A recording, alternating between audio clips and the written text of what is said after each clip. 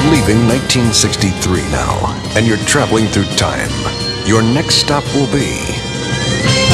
Live from the 60s. How do you make the most of your land? Everyone has their way.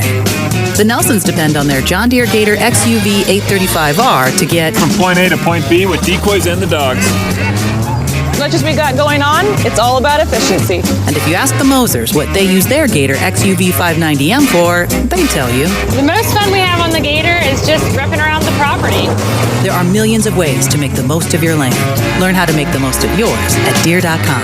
Nothing runs like a Deere.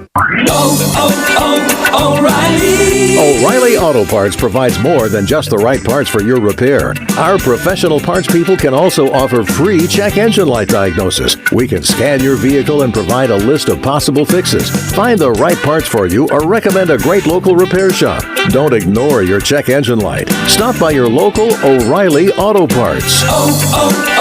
O'Reilly Auto Parts. Now, local businesses can get closer to every customer in their city with fast, affordable shipping. Introducing USPS Connect Local. You want speed? We deliver same or next day. You want savings? We give you supplies at a flat rate. You want less legwork? We do free pickups. Move your local business forward with the United States Postal Service. Let's connect at USPSConnect.com/local. Specific markets. Restrictions apply. Same day or next day delivery expected, but not guaranteed with entry close to final destination. Mr. Clean, Mr. Clean. Of course I use Mr. Clean Magic Eraser to clean tough messes off my stovetop and bathtub. But then I discovered I can also use it to easily clean my patio furniture and even my shoes. I'm hooked. And when wipes won't cut it, I use Magic Eraser Sheets. They're thin and flexible erasers, perfect for everyday messes, like gunk on my counters and sinks. They really are magical. The reviews are in. Mr. Clean Magic Eraser and Sheets make cleaning look easy. The weather is brought to you by Clark's Pump and Shops of the Tri-State. For low prices on snacks, soft drinks, and quality Marathon gasoline, visit the Clark's Pump and Shop nearest you. Clark's Pump and Shops of the Tri-State. Return, refresh, refuel. Cool Hits weather. Look for cloudy skies today with rain showers later on this afternoon. A high should be of 76. Considerable cloudiness this evening with occasional rain showers overnight with a low near 65. Sunday, cloudy with occasional showers for the afternoon. A high of 78. Cloudy on Sunday night with occasional rain showers and a low of 66. Cool Hits 105.7. Well, it's time for me to fade back into history. Live from the 60s. I'm the real Don Steele, and remember, the love you take is equal to the love you make.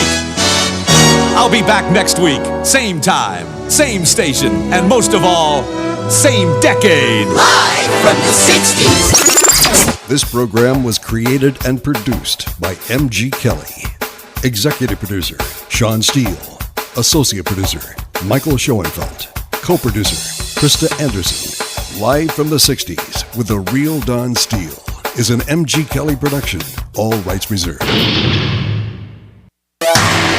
The Cool Hits 105.7 studios are sponsored by Southern Ohio Medical Center. Cancer can be very scary, and cancer care can be complicated. But the SOMC Cancer Center takes you from what appears to be a maze to amazing care. SOMC, very good things are happening here. Cool Hits 105.7 WLGC FM. Rena Ashland. Portions of this program may have been pre-recorded. Cool Hits 105.7 and the Cool Hits Sports Network now presents Let's Talk Sports. Get ready as we talk with players and coaches. Take a look at the top stories in sports and take a look at all the scores from the night before. It's Let's Talk Sports, brought to you by Kentucky Farmers Bank, Clark's Pump and Shops of the Tri-State, Stoltz Pharmacy, River Cities Builders, and Wagner Rental and Supply. Now, let's talk sports with your host, James Collier. And welcome into another edition of Let's Talk Sports. James Collier, happy to have you along with us here this morning. What a night of football. And for me, I had to make the trip way up north. And it was a long night. About home, I guess it was about 1:30 when we got back to the house and stuff. But it was certainly one of those nights that things could have gone a little bit better. But we persevered and get through. But either way, scores are across the bottom of your screen on Cool TV, as we'll run through those a little bit later on as well. But we'll talk with Lawrence County head coach Alan Short in just a few moments. A big win for his Bulldogs last night over Russell, 50-10, as Caden Gillespie goes off. 4 touchdowns last night on the ground. And I was talking with Jim Forrest, who had the call for the Russell side last night, and he said every time that kid touched the ball, something big happened. And that was just kind of the way to sum up the way that Russell's season has gone. And it has not looked good, and it doesn't look like it's going up anytime soon. So we'll see how that plays out. We'll talk with Coach Short, and then a couple of segments for Major League Baseball today, as we've got Major League Baseball announcing that new rule changes are coming. So next season, the pitch timer that's going to be added, they're going to increase the size of the bases at first, second, and third. They're not changing home plate. And they've done away with the shift, at least the infield shift. We'll talk about all of that. Scores from around Major League Baseball last night, including the push toward the playoffs, which teams have dwindled away. And I will say this, the National League playoff wildcard race is down to 4 teams.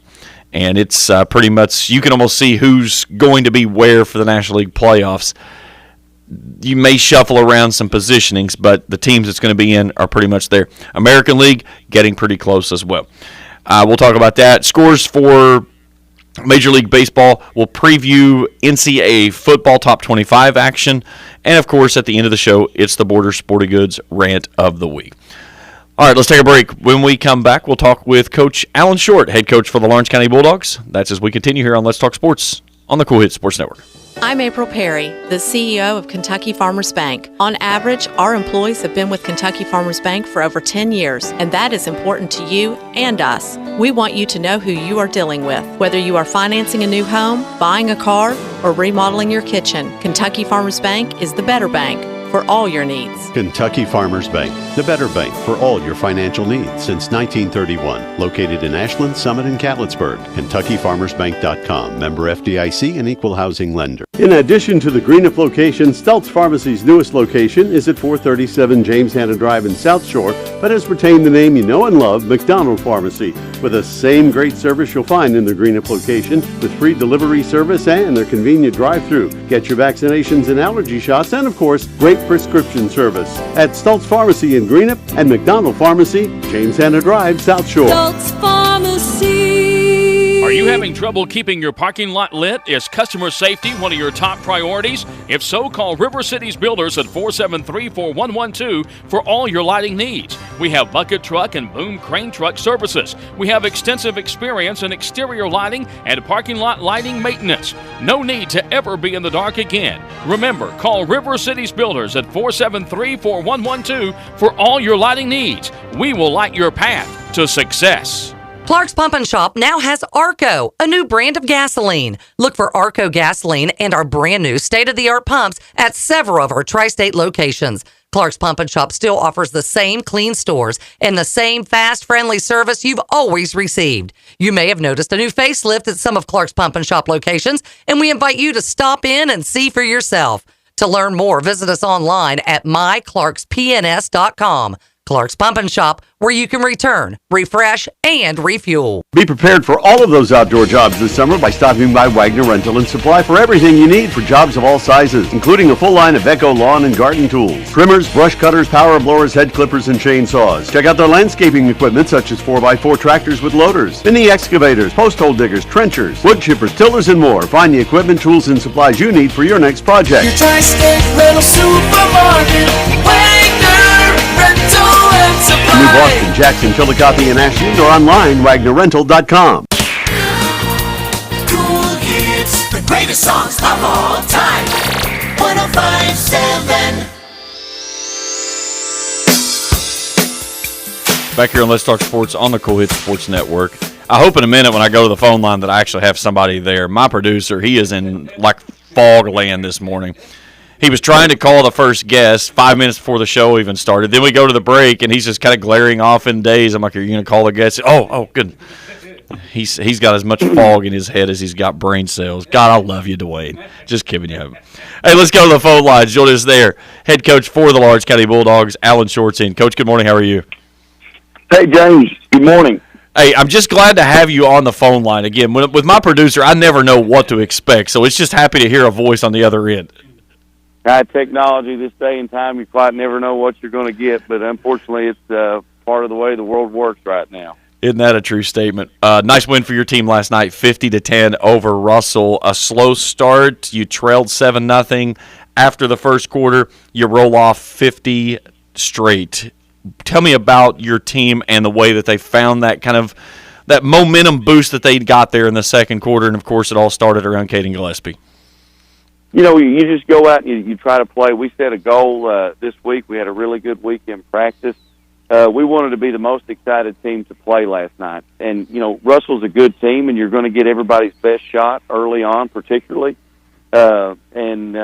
We just kept playing, and I was just so pleased with the passion that we played with that we kind of probably missed the prior week. So we really challenged our guys this week to be the most excited team and to play with as much passion as they possibly could. And when we do that, we really like our chances. 397 yards on the ground, only 18 first downs in those, nearly 400 yards of rushing. That says a lot. You were getting big chunk plays last night. And, again, we talk about what Gillespie did, contributing 4 touchdowns, but he was not your leading rusher. That was Ferguson, who took care of things going over the century mark. Sure, you know, both of those kids, I think I told you in our Daily Independent preview that Caden certainly has the potential to be Daily Independent Player of the Year, and got off to a slow start. And I guess you'll have that with new guys in different positions, and certainly knew he was capable of doing what he did last night. And hopefully we can get more games like this out of him going forward, and where we can get him the ball.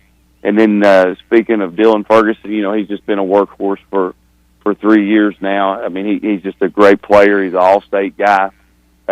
Certainly anytime he carries the ball, he runs with just true grit, and he certainly did that last night. The slow start, you fall behind 7-0, and coming off a tough loss against Greenup County last week, what was the pulse of the team on the sideline when you guys fell behind, especially there going scoreless in the first? You know, our guys are pretty resilient. You know, it's a 4-quarter game. You know you're going to get everybody's best shot, particularly in the first quarter. We didn't bat an eye. We just kept playing. We understand that it's a 48-minute game, and we feel like we're very well conditioned. And we know that we're going to get our chances and make our run at some point. When you have a team that can put up almost 400 yards total rushing, that really says a lot about what your offensive line was doing and the way they were just leaning on Russell, especially there in that second half. But is that one of the things, I know you and I, we talked about this, as you said, in the preseason, those guys in the trenches, when I asked you, I said, let's do a feature on somebody, you said the offensive line, and you picked 4 of those guys because they bring back so much. Sure. You know, anytime you can run the ball for 400 yards, it starts up front. You know, it's no secret that we feel like our offensive line is the most important group on our team, and we try to treat those guys as such. You know, I could go down and start naming names. Had a couple new guys step in last night due to injury, and just very, very pleased with the outcome. You know, we'll enjoy it for 24 hours. Here we got Septemberfest going on here in Louisa this weekend. After a big win, it's a lot more enjoyable to walk around downtown and eat funnel cake than after a loss, for sure. Listen, Coach, don't start talking about food. We'll get on a tangent. We'll never even get back to football. Right. What was the preparation like this week, the focus of the team, after coming off that tough loss to Greenup, after having the football there at the 1 on 4th and goal and not being able to seal the deal? You know, make no mistake about it, you know, we'll give Greenup County all the credit. They played with more passion, played better than we did the week before, and we had to walk around for a week here with a bad taste in our mouth, quite honestly, and wasn't really sure how our guys would respond. But we challenged them this week, and they certainly exceeded all expectations, and I think we were able to get better, and I think it showed last night on the field. Looking at a score as you had last night, 50-10, everybody immediately navigates directly toward the offensive side because it's easy to see those numbers. But take nothing away from the defensive performance that you guys put up last night. You held Russell to 177 yards, 90 on the ground, 87 through the air, and especially with some of the playmakers they have, including the Patrick kid on the outside, that's saying a lot. Sure, and you know me, I'm going to defer all credit defensively. The way we run our program, the way that we do, that we practice. Coach Zach Botkins is our defensive coordinator. He has total access, total say-so on everything we do defensively, just the way that I choose to kind of manage our team, so to speak. And, that's a hat tip to him. He had a great plan. He and Coach Hunter Crum, they worked very diligently this week, and certainly it paid big results there last night with our ability to kind of limit them in some of the stuff that they like to do. 2-1 through your first 3 games of the season. Magoffin County on the road coming up, and what is a four-game trip that you stay on the road before getting back to Louisa for 3 of your final 4. What do you like about what you've seen from your team through these first 3 games? I like the way that we bounced back, obviously, after Greenup County. Don't get me wrong. We didn't want to lose a game by any means. It's a lot more fun when you play these things and you win. But last night, what was really exciting to me is I felt like we were the most excited team to play, and that's a goal that we have every week. We want to be the most excited team on the field, play with passion and energy, and play for the love of the guys next to you. And I thought we did that last night, and that's what really makes me proud as a coach. When it's not about me, it's about we. And I felt like we got back to that a little bit last night, and hopefully we can continue to get better and better and better by the time district play we get into the thick of it. Obviously, Magoffin County is a district game for us this coming week, so we're very, very excited. We'll enjoy last night for today while the kids ride the fire truck and walk down through town in Septemberfest. I think they're anticipating something like 20,000 people here tonight for Tyler Childers is going to be in concert. So it should be an enjoyable day today, but after today, we're going to turn our focus to Magoffin County and hopefully continue to get better as the year goes on. You've got a tough 3-game skid coming up with Magoffin County, East Carter, Boyd County, all on the road. How much do you look at that cluster of games right there and set you up almost as a dress rehearsal for the type of games that you're going to see when it comes into November and playoffs? Sure. All 3 of those teams are very, very capable, very, very well coached, all of them. A good friend of mine, John DeRoss, is now the head coach at Magoffin County, and, of course, Tim Champlin last year was the coach of the year statewide for the season that they had. And then Coach Ferguson has really got things going on at Boyd County. So it's going to be a tough stretch. There's no doubt about that. We're just going to try to keep our head down, focus on them one game at a time, and try to get better each and every week and continue to play with passion and purpose. Those 3 games set you up as you go back into district play. And then the final home game of the season, your senior night against Rayson when you bring in the Rams. What do you like about having that game with Rayson there at the tail end of your schedule before you go into postseason play? It's a challenge. It should be a postseason environment, I guess. Obviously, Raceland is rocking and rolling. I know they didn't get the result that they wanted last night, but to play a team the caliber of Fort Thomas Highlands that tough, that says a lot about where they are as a program. Mike Sammons is a good friend of mine. Happy for the successes that they're having this year, but we'll really look forward to competing with them, way down the road. But that seems like an eternity from now. So there's still a lot of football to be played before we start even thinking and talking about Raceland. Yeah, it's crazy to say we're talking about games and we're talking about postseason play, but then at the same time, you turn around and you look, we just completed week 4, which seems like we just kicked off last week. That's exactly right. It goes by fast, and quite honestly, it seems like we just started practice, a few weeks ago. It's hard to believe we've been going at this since the middle part of July. So, you blink your eye and you look, and you're somewhere around the middle of the season right now. For you guys got your bye week in week 2, but a lot of new faces that had to find their roles in the team. Do you like having that early bye week, even though you know you've got a grind of basically 9 games in a row to follow that?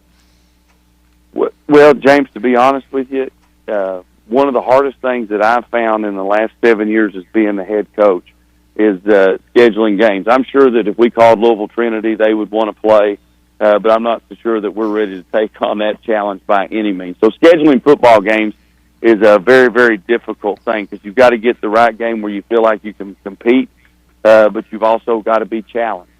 And just the way that it worked out as far as with our current schedule where guys had open weeks and didn't have open weeks, it wound up leaving us with a week 2 bye week. I don't necessarily mind that. It's one less hot game on the kids, I guess, but also it's like playing 2 first games every single year because it's so early. Ideally, we would like to take our bye week during the fall break week when the kids are out of school where we can give them some time off to recharge and regroup. But that's just not the way that it worked out. Hopefully in the next cycle when we schedule in the spring, we can get that. But, we want to make sure we have the right games that we can compete, and games that we can be challenged. So to answer your question, the bye week at week 2 doesn't bother me, so to speak. But ideally we would like for it to be during our school fall break week. Well, Coach, you bring up a great point there when you talked about, you said you could probably bring Louisville Trinity or someone like that in and fill in the hole in the schedule. But scheduling-wise anymore, especially with everything being built around the RPI, teams are a little less reluctant to schedule a team that they don't see a win possibility there, and they're real cautious about trying to bring in teams that maybe are a lower class because a loss to them really hurts their numbers in the RPI ranking. Sure, you're exactly right. Us playing Raceland as far as being a 3A school, the RPI doesn't take into account how good a team Raceland has. So in the event of a loss to Raceland, which they've got us quite a bit here over the last 6, 8, 10 years, a loss to Raceland or a loss to Pikeville for us in the RPI is the equivalent of a loss to Jenkins. So it kind of hurts us. So I hope that they change something statewide with the RPI where these very, very dominant, strong 1A and 2A programs can, you somehow figure it out where you get more points for playing those guys. And on the backside of that, when you talk about those teams that's dominant in 1A and 2A, that they struggle to find teams in their own class that will play them. They are forced to have to play up. And again, it's like you said, when you start looking at a 3A or a 4A team playing a 1A team, it's kind of like all of the risk is on the team with a higher ranking and very little risk on the team that's at the lower. That's exactly right. And, the RPI, obviously East Carter had a phenomenal season last year under Coach Champlin, but he had such an RPI. They got to host a state semifinal game on their home field, which was pretty cool, based upon RPI. Always a crazy topic when you start talking about numbers calculation and a computer trying to decide who's the best team in the state. It sure is. But I really like the RPI. I almost, I like the sister districts a lot better than playing interdistrict in the playoffs for obvious reasons. But there's part of me that wishes that they would seed 1 through 16 in the East, 1 through 16 in the West, based upon RPI. And do it similar to West Virginia for the first couple rounds because I just think that's good for high school football, new matchups, and doesn't bother us to get on a bus and go somewhere. Coach, that philosophy makes way too much sense. It'll never work. Right. But, I'm not making the big bucks down there in Lexington. Those guys do a good job, so we'll do what they say, I guess, and continue to enjoy the game of high school football. Coach, always a pleasure for you joining us here on the show. Enjoy Septemberfest and that big concert down there with Tyler Childers tonight. Well, I can assure you this: it's a lot more enjoyable after a win than after a loss, and excited to be with our guys and let them walk around town wearing a Lawrence County football shirt. It's just so much more enjoyable after a win than a loss, and we've done both, unfortunately, here in the past, and just really looking forward to a great day here today. Lawrence County head coach Alan Short joining us here on the show. Coach, always a pleasure. Enjoy your weekend. Thank you, James. Let's take a break. When we come back, Major League Baseball rule changes coming next year. We'll talk all about it when we continue after this here on Let's Talk Sports on the Cool Hits Sports Network. In addition to the Greenup location, Stultz Pharmacy's newest location is at 437 James Hanna Drive in South Shore, but has retained the name you know and love, McDonald Pharmacy, with the same great service you'll find in the Greenup location, with free delivery service and their convenient drive-thru. Get your vaccinations and allergy shots, and of course, great prescription service at Stultz Pharmacy in Greenup and McDonald Pharmacy, James Hanna Drive, South Shore. Stultz Pharmacy. Are you having trouble keeping your parking lot lit? Is customer safety one of your top priorities? If so, call River Cities Builders at 473-4112 for all your lighting needs. We have bucket truck and boom crane truck services. We have extensive experience in exterior lighting and parking lot lighting maintenance. No need to ever be in the dark again. Remember, call River Cities Builders at 473-4112 for all your lighting needs. We will light your path to success. Hello, I'm Michael Bowling, Senior Vice President of Kentucky Farmers Bank. When you do business with Kentucky Farmers Bank, you're making an investment in your community. Your money stays local, we never sell your loan, and in turn, we invest in local families, churches, schools, and charities.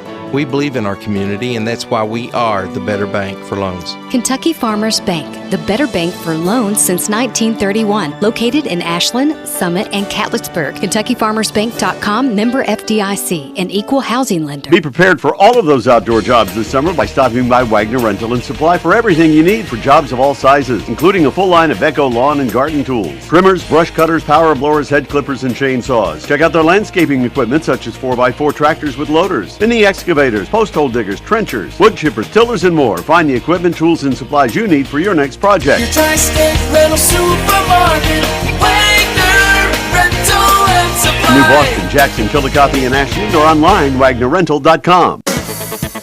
The weather is brought to you by Clark's Pump and Shops of the Tri-State. For low prices on snacks, soft drinks, and quality Marathon gasoline, visit the Clark's Pump and Shop nearest you.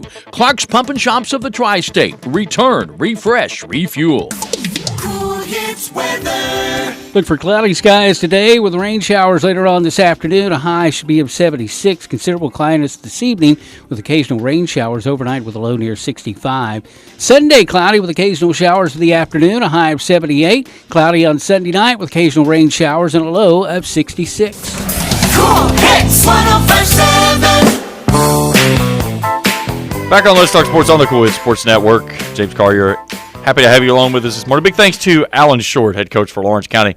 Joined me on the break, on the other side of the break there, I should say, talking some Bulldogs football after a big win last night over Russell. Well, Major League Baseball making the announcement this week of some rule changes to come in 2023. 3 that come out: the induction of a pitch clock, so a timer that'll be used before and after each pitch. The increasing size of the bags, first, second, and third, and the reduction of the use of the shift from the infield. And of all these things that they've put in, I think the pitch timer is the one that I really care the least about. But they've used it in the minor league levels, and they've taken their data, and they're actually reporting that it speeded the games up by around 26 minutes per contest. So essentially what happens is that there's a timer that'll be placed to where the pitcher can see it, the batter can see it, and so forth. And the pitcher and the batter have the same equal responsibility of making certain that they are ready to go before the timer hits 0. And when a runner gets on base, they extend the time. I believe they started at 20 seconds and goes out to 30 seconds with runners on base. But they also take it away to where the pitcher can only disengage from the rubber with runners on twice without making a pitch. So one of the things this does is that when you get a speedy runner on a base, that constant pick-off move, step off and look, inside, outside moves to second base, it takes that away. So the way that it has to happen is that if you make 2 pickoffs to first base, the runner knows that you cannot throw over there again without throwing to the plate. So now they have the advantage of being able to try to steal second base. The the numbers have shown the reasoning behind this is, one, speeding up the game, but two, it also increases the number of stolen bases that are happening throughout each contest. And I'm all for that. I grew up in an era when you had guys like Vince Coleman, Ricky Henderson, that were swiping numerous number of bags to where the number they would have in 1 year was over 100. That was not unheard of. Now you may see a player that doesn't have 100 stolen bases in 3 seasons. And a lot of that is because of the way the game plays. You've got pitchers that throw much faster than what they did back in those days, in the early 90s and the late 80s. You've got catchers with much better throwing arms. And that takes into account the fact of, yeah, you still have speedy guys, but 99 to the plate is a lot different than 91, okay? Let's just be frank about it. Again, at a distance of 60 feet, 6 inches, it certainly changes the tide. But the other side of things that you get with this is when you roll out the changing of the size of the bags from 15 inches to 18 inches. And there's 2 reasonings behind this. The first reason is that they want to give the runners a little bit more real estate to navigate on when they're going into a bag to help avoid collisions at the bag. So now at first base, whenever the first baseman is taking the throw, the runner coming down the line now has an additional 3 inches of real estate to not get into that collision there at first base that you see at times. Okay? At the major league level, it's not something that you see often. And you've seen it at the Little League levels to where they've actually gone into a double base with an actual white first base, and then you've got an orange base to the outside of the fair territory line, and that is the bag that the runner goes to. So I get the making a little bit more space there. The biggest one I think they were looking at was not at first base, but it was more at second base.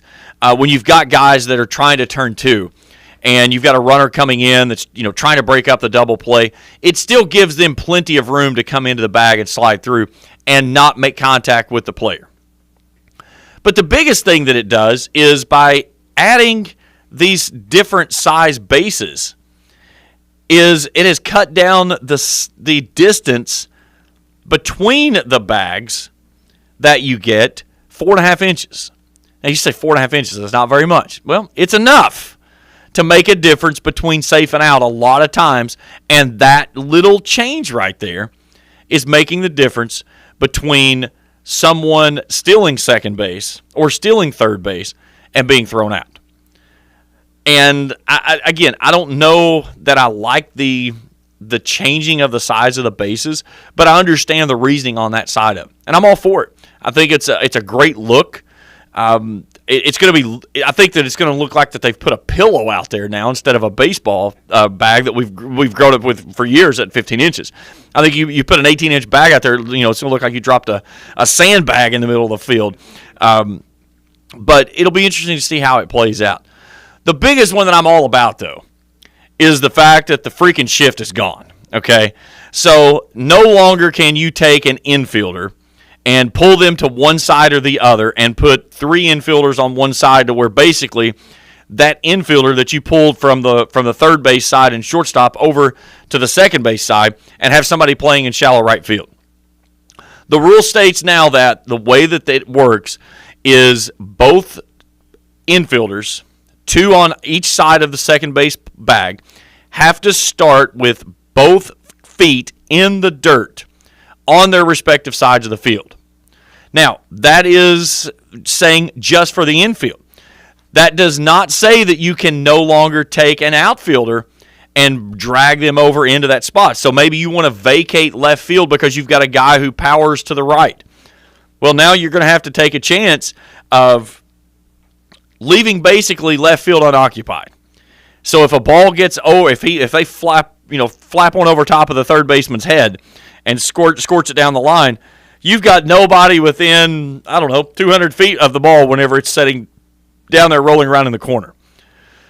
So I think that the biggest thing that they're after is, one, making the defenses have to make defensive plays. And you've got people that are hitting balls that 10 years ago, let's say, were sure base hits. And instead, all you're doing is you're hitting a long, hard ground ball into shallow right field that before that was always a single, and now you're getting thrown out at second base with a guy playing 100 feet deep in the outfield. So I'm all for it. I hate the shift, okay? You cannot bring a third baseman across second base and put them over on that side of the field. You're just not allowed to do it. And that's one of the things they've done in the past. You'll take your second baseman, they'll drop out in a shallow right field. The shortstop comes over and plays the whole of second base. You put your third baseman basically at shortstop. So the one thing I've never understood about the shift, though, is why teams consistently try to hit into the shift. If you've got third base that's wide open and there is no one there, and you're trying to get on base, just drop a bunt down the line. You're a Major League Baseball player. Bunting is hard. You're right, bunting is very hard. But if someone is basically saying, here, I'm going to play over here where I think you're going to hit the ball, and I'm going to put my entire infield on that side, but the left side over here, it's wide open because we don't think you can do it. Prove them wrong. If you want to beat the shift, beat it. Don't just sit there and continue to pound the ball into the shift where there's 5 guys standing there waiting to throw you out. Or you hit a flare that should have been an easy single or double. Instead, it's just a routine fly ball or a routine line drive. So I was never a fan of the shift. Matter of fact, I hated the shift. Okay, I hated the shift I can't go there. But either way, if you've listened to me on the show, you know how bad I hate the shift. Jack Likens, he's with me. Okay, he is not a fan of the shift. I can put it in perspective this way. I hate the shift as bad as I hate the Yankees. All right, that right there will put it in a common term that I can say on the radio. I am so excited that the shift is going away because I think what it's going to do is it's going to force teams to not so much as have to play better defense, but they're going to play smarter defense. So now instead of just having the second baseman standing out in shallow right field as a rover, now you're going to have to say, okay, am I going to shade that second baseman toward first base and try to take away that hole and make them go up the middle? Or am I going to shade my second baseman more toward the back and then have to punch it through that hole on the right side? I think it really changes the way the game of baseball is going to play out. Pitching is going to be a cry fest for a little bit because you're going to have pitchers that now have had that basically that wall of defense that's sitting around. It's not going to be there anymore. And now they're going to have balls that should have been outs because if they had to shift, this would have been an out. They're not going to get that anymore. So you're going to have the boo-hooing from the prima donnas. They're going to cry, whine, and all the crap that they always do like a typical pitcher. But it's better for the game, okay? I'm a purist of baseball, and the shift is not part of baseball. Now, if you want to shift, but you're going to do it with an outfielder starting next year. So I'm ecstatic to see the shift go away. I'm intrigued about the enlargement of the bases. I see where it has some goods and some bads. The pitch count, or the pitch timer, I should say, I don't know. I mean, it's kind of like I'm not a fan of the fact that when you bring a pitcher in, that pitcher has to throw to 3 batters before you can take him out. I think you're changing the ability for the manager to do something. Here's the thing. If a pitcher wants to throw to first base 5 times in a row, they should be allowed to do that. Well, it's slowing down the game. I don't care. There is not a clock in baseball. So these timers that they keep putting in, that they keep wanting to say, we've got to speed the game. You're not speeding the game up for anything other than trying to find a way to squeeze in more advertising time. That's the only thing you're after here. Let's just be frank. It is not about the viewing pleasure of the public watching a game. The person sitting at home watching on television, the person going to the ballpark watching the game. It is about timing for money. How can I squeeze 30 more seconds out of this game so I can get another 30-second ad in there that I can sell for $300,000? How can I wrestle out 10 minutes in this game that I can put 10 more minutes worth of advertising in there and make a cool $1.5 million? That's the way this business works, people. If you don't understand that, you're really standing on the wrong side of the curtain. That was really jerked up several years back when they made it very clear. Sports broadcasting is there for the making of money. It is not there for the making of the fan experience. They don't care about your experience. Why do you think it costs so much for a 30-second ad at the Super Bowl?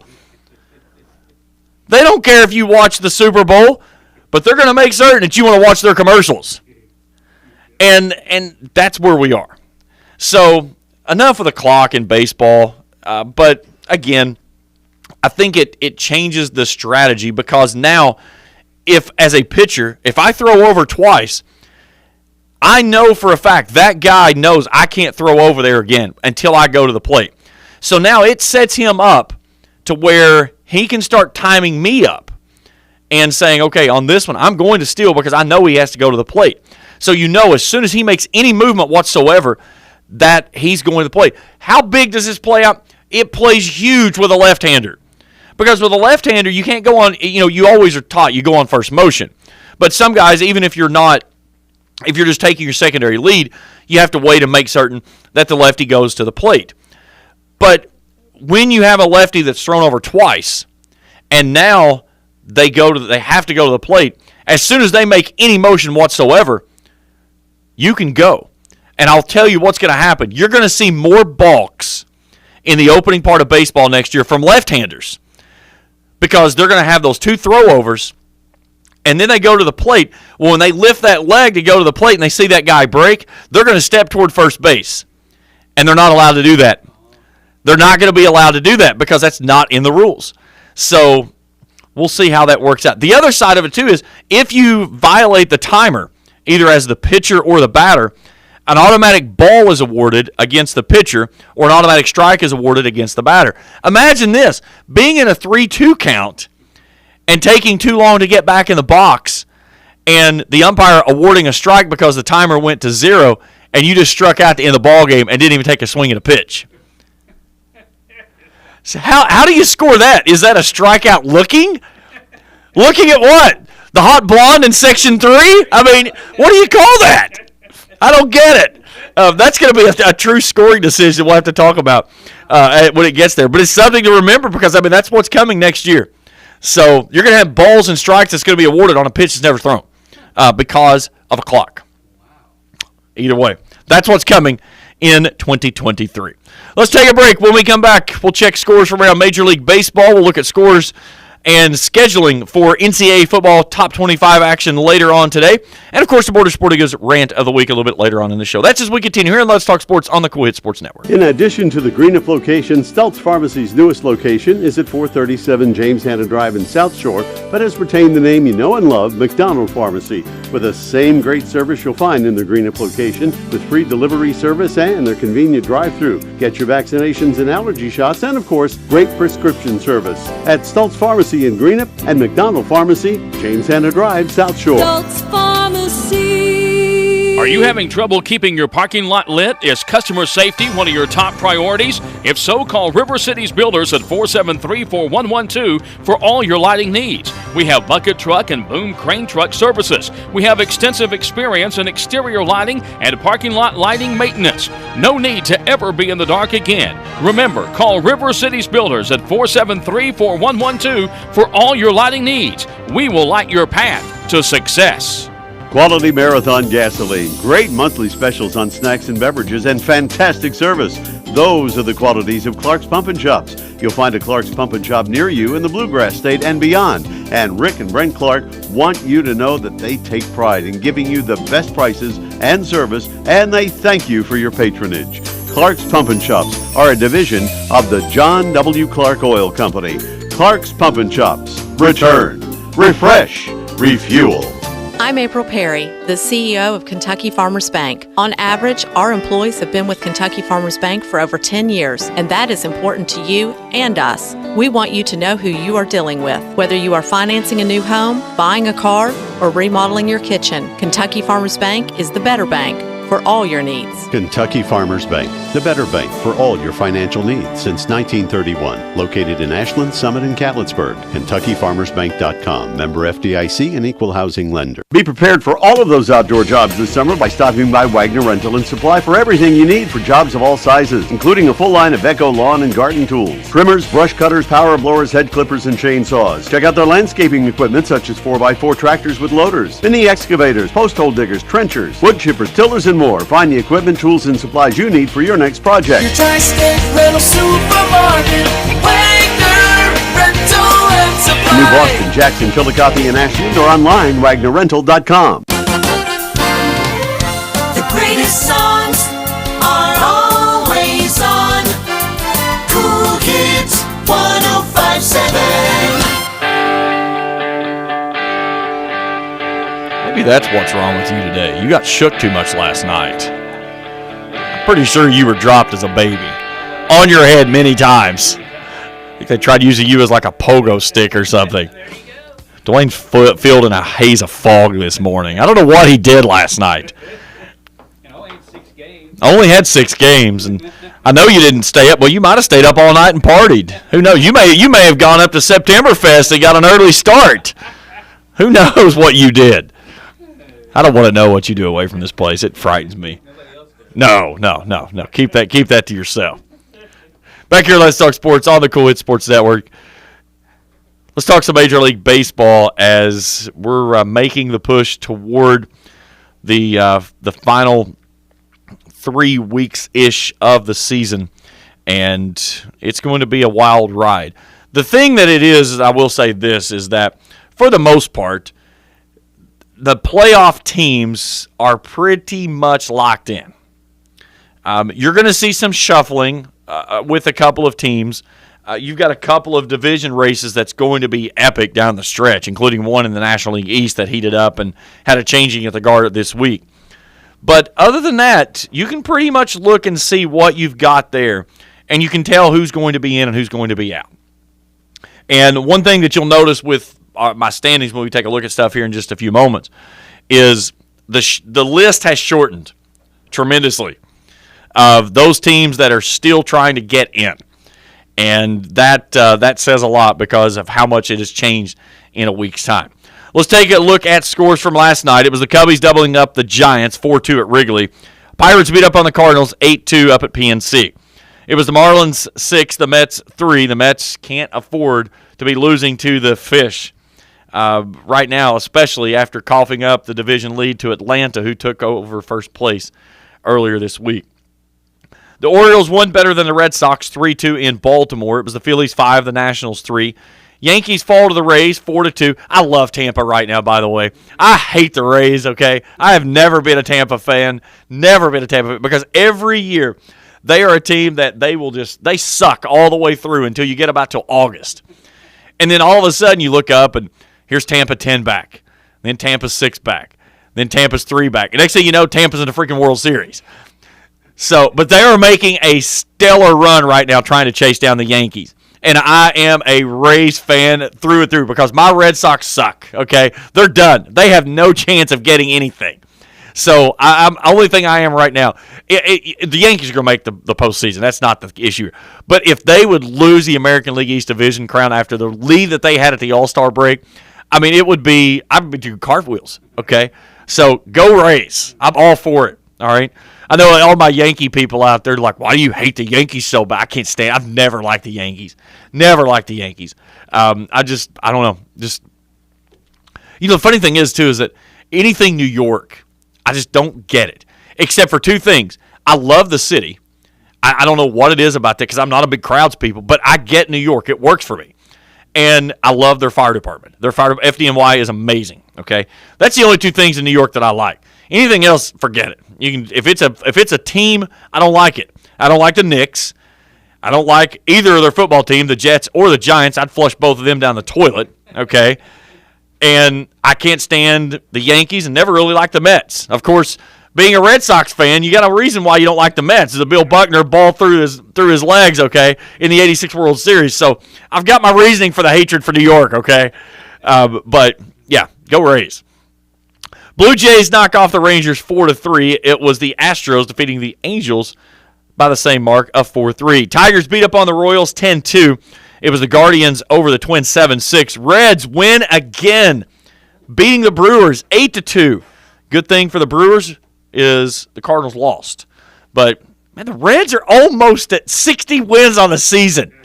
If David Bell does not win Manager of the Year, with the crap that he's had to go through this year, it is a travesty, okay? This guy, somebody needs to snatch this dude up and put him in a competitive team Because what this guy does year in and year out in Cincinnati with the garbage that they hand him of basically a minor league roster is phenomenal.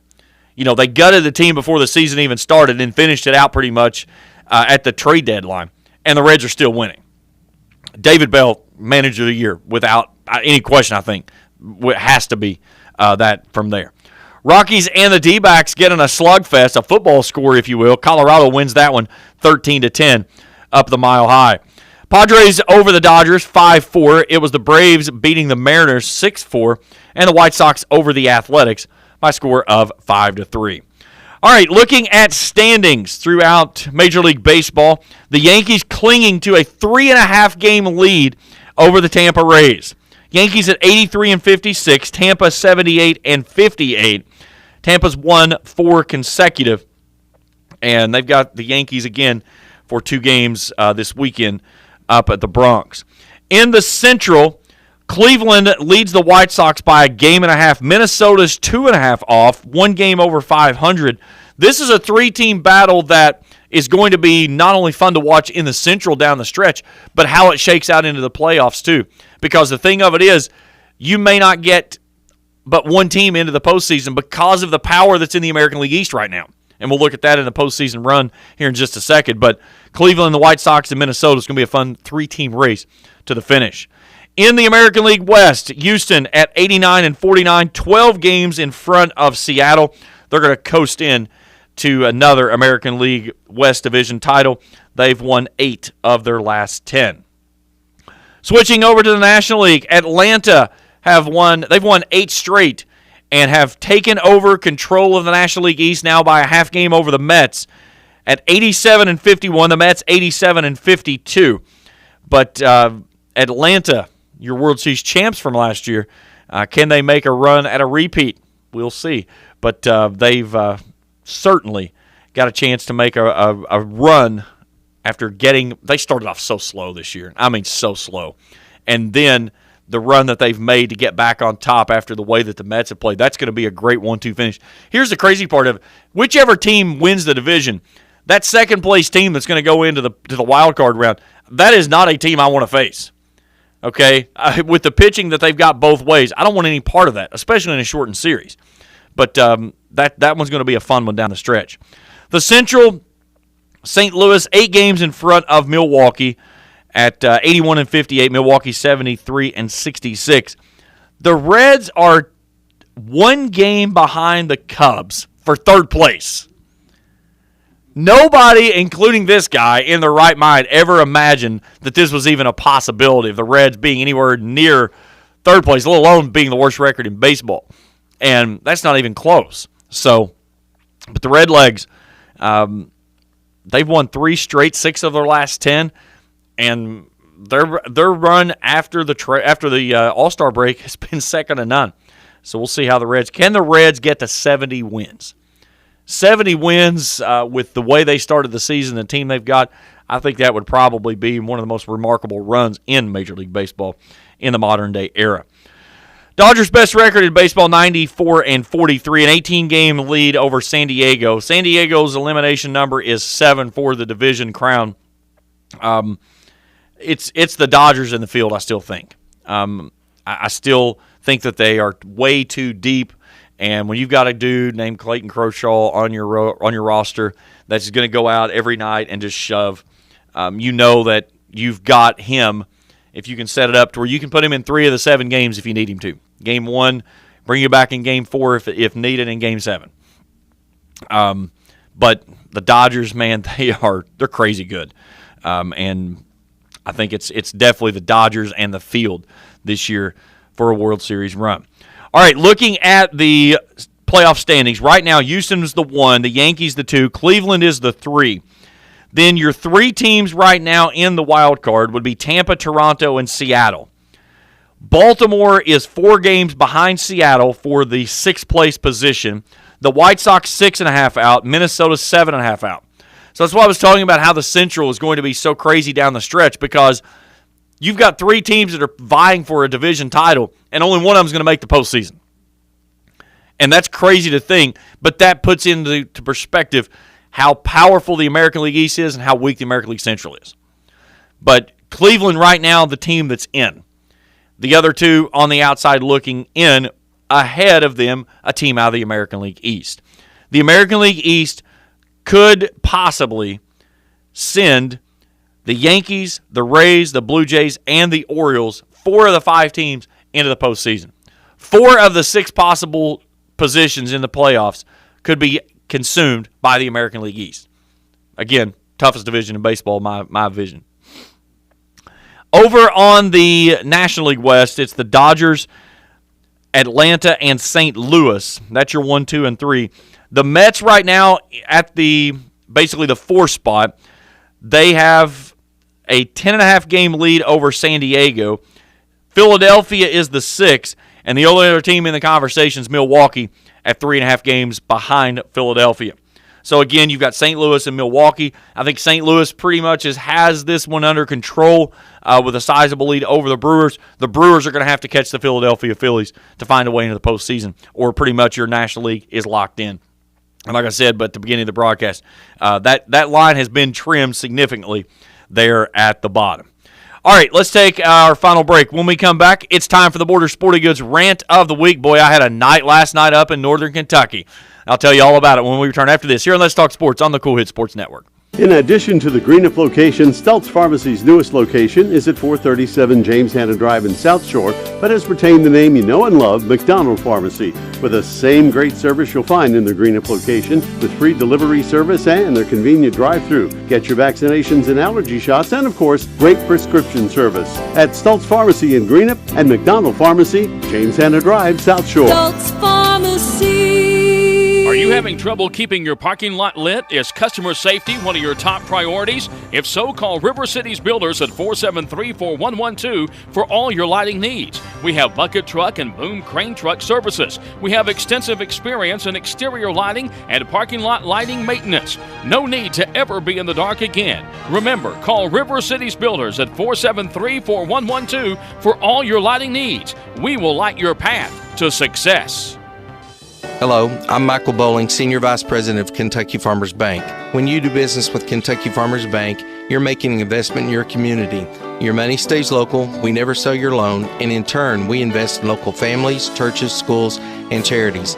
We believe in our community, and that's why we are the better bank for loans. Kentucky Farmers Bank, the better bank for loans since 1931. Located in Ashland, Summit, and Catlettsburg. KentuckyFarmersBank.com, member FDIC, an equal housing lender. Be prepared for all of those outdoor jobs this summer by stopping by Wagner Rental and Supply for everything you need for jobs of all sizes, including a full line of Echo lawn and garden tools, trimmers, brush cutters, power blowers, head clippers, and chainsaws. Check out their landscaping equipment such as 4x4 tractors with loaders, mini excavators, post hole diggers, trenchers, wood chippers, tillers, and more. Find the equipment, tools, and supplies you need for your next project. Your Tri-State Rental Supermarket, Wagner Rental and Supply. New Boston, Jackson, Chillicothe, and Ashland, or online, WagnerRental.com. The weather is brought to you by Clark's Pump and Shops of the Tri-State. For low prices on snacks, soft drinks, and quality Marathon gasoline, visit the Clark's Pump and Shop nearest you. Clark's Pump and Shops of the Tri-State. Return, refresh, refuel.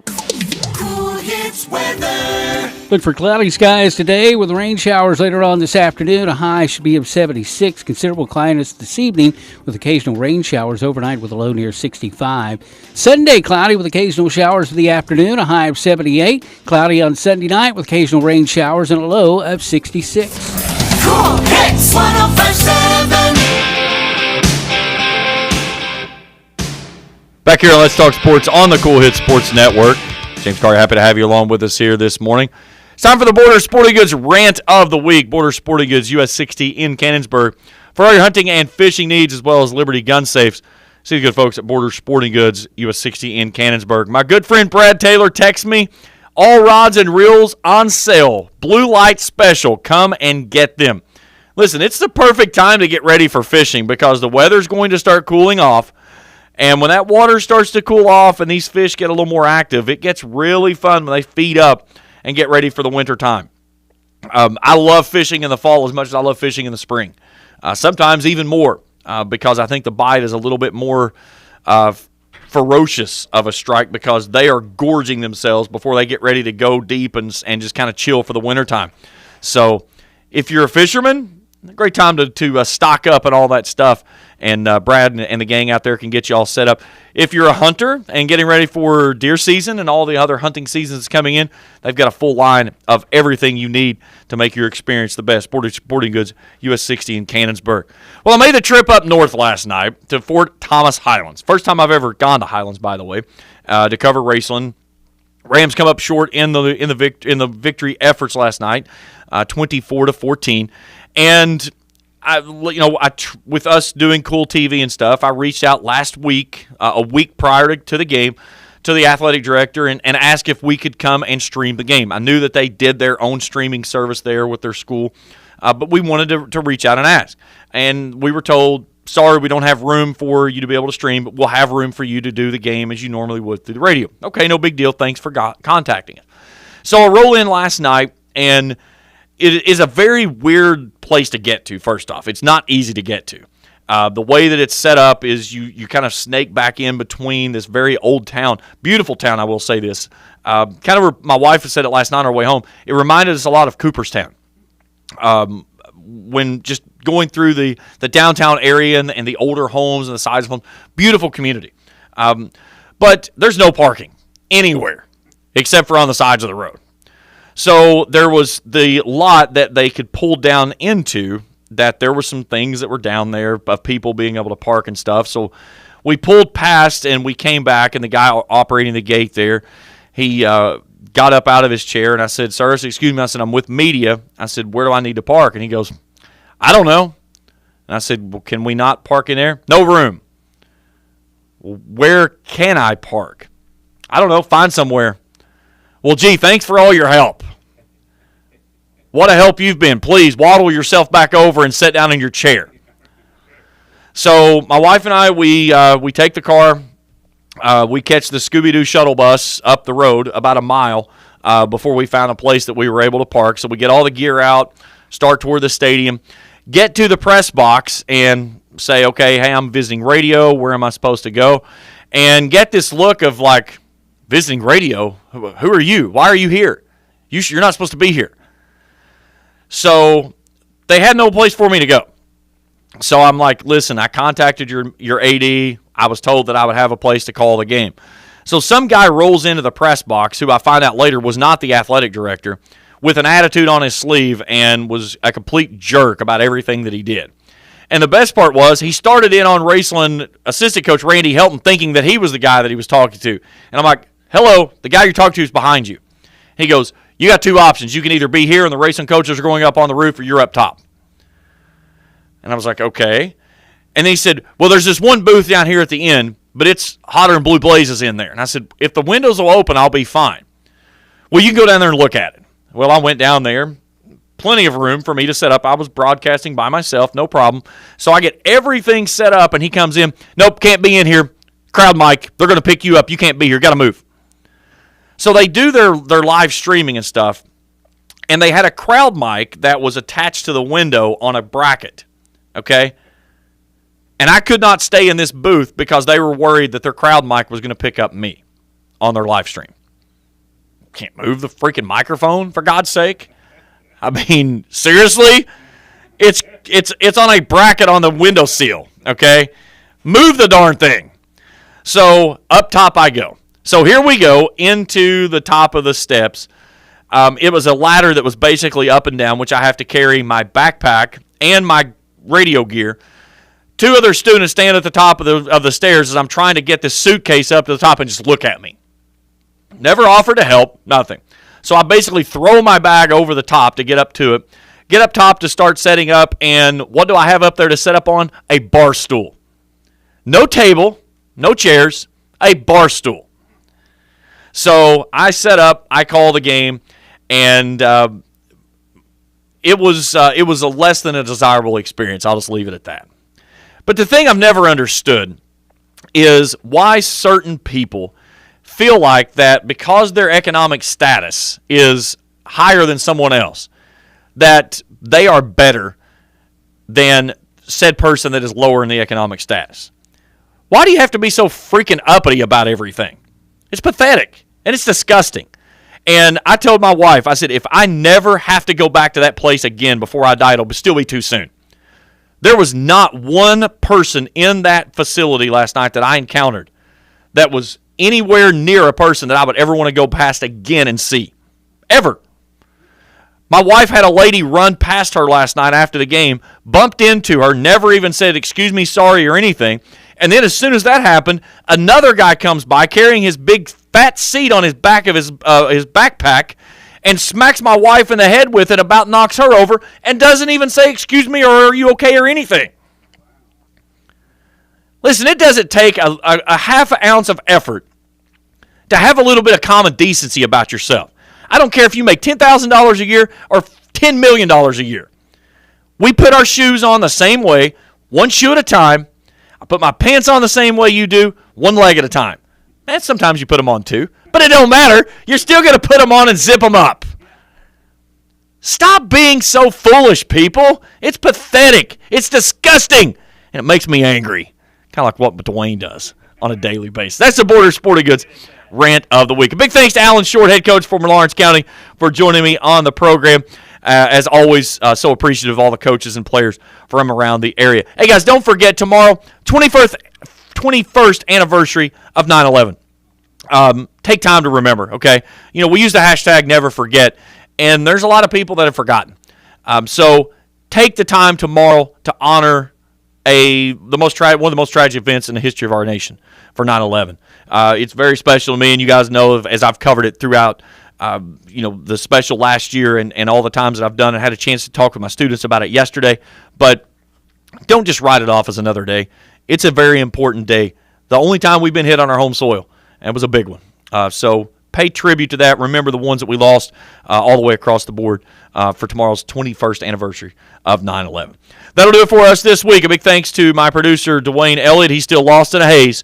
Hopefully he'll be back to normal next week. For everyone here at the station, for Dwayne Elliott, I'm James Carr. Have a good weekend, everyone. You've been listening to Let's Talk Sports on Cool Hits 105.7 and the Cool Hits Sports Network. Tune in each Saturday morning at 9 o'clock.